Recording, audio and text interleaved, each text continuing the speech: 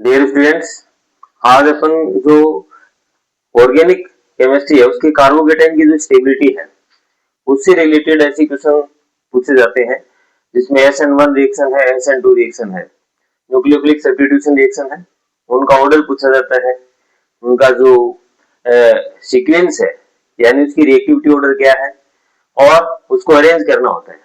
तो हमें स्टेबिलिटी यदि आती है कार्बोकेटाइनों की तो आप आराम से इस चीज को कर सकते हैं। कार्बोकेटाइनों की स्टेबिलिटी के बारे में जैसे मान लो 3 डिग्री कार्बोकेटाइन स्टेबल होता है, लेकिन उनमें भी जैसे फेनिल है या फिनाइल ग्रुप है या फेनिल ग्रुप जुड़ा हुआ है तो कार्बोकेटाइन की स्टेबिलिटी ज्यादा है।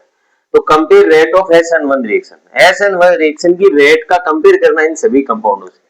ये जैसे आपको कंपाउंड दे रखा है S कंपाउंड है, ये R है, ये Q है, ये P है।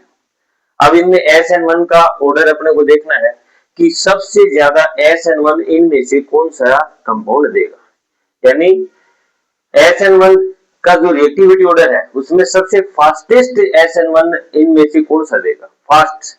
तो हमें पता है कि 3 डिग्री कार्बोकेटाइन, तो यहाँ भी 3 डिग्री कार्बोकेटाइन है, यहाँ 3 डिग्री कार्बोकेटाइन है, यहाँ 3 डिग्री है, सब जगह 3 डिग्री है। अब इनमें से अपने को कंपेयर कैसे करना है कि यहाँ फेनिल कार्बोकेटाइन है, फिनाइल ग्रुप जुड़ा हुआ है और फेनिल कार्बोकेटाइन है सबसे ज्यादा स्टेबल होता है।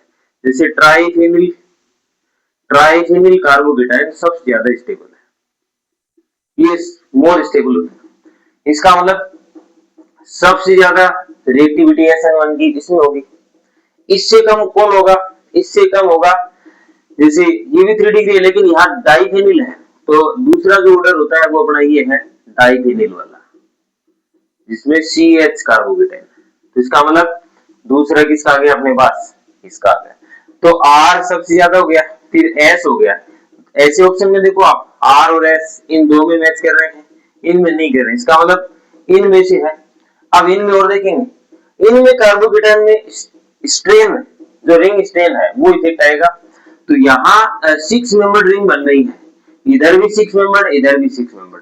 सबसे कम स्ट्रेन वाला ज्यादा स्टेबल होता है, इसका मतलब इसके बाद वाला होगा अपना P, क्योंकि इसमें स्ट्रेन है 6 मेंबर रिंग है तो स्ट्रेन सबसे कम है। इसमें एक 5 मेंबर रिंग बन रही है तो इसका स्ट्रेन ज्यादा है, इसलिए ये सबसे कम देगा, इसका मतलब Q सबसे कम। ये ऑप्शन आ गया अपने पास, ये ऑप्शन अपने 2 नंबर में, तो इसका क्वेश्चन क्या होगा, ऑप्शन नंबर 2 होगा। इस क्वेश्चन का आंसर ऑप्शन नंबर 2 होगा। क्लियर है।